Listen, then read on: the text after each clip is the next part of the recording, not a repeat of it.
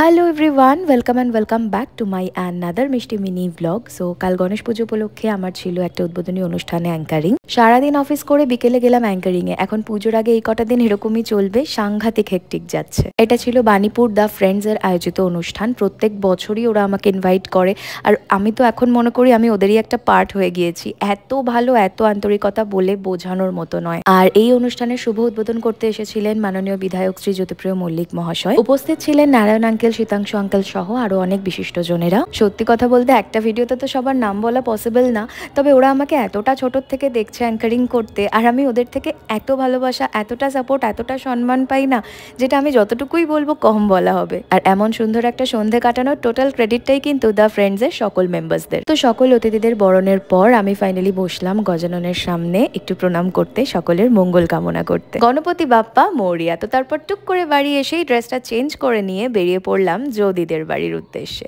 কারণ ওখানেও ছিল গণেশ পুজোর ইনভিটেশন। এত সুন্দর লাগছিল গনু দাদাকে। মেনুতে ছিল লুচি, চানা মশলা, ফ্রাইড রাইস, আলুর দম। আমি বেসিক্যালি লুচি আর চানা দিয়েই খেয়েছি পুরোটা। আর হ্যাঁ, লাস্টে ছিল গোলাপ জামুন। তো চলো আজকের ব্লগটা তোমাদের কেমন লাগলো কমেন্টে জানিও। ভালো লাগলে একটা লাইক করে দিও। টাটা।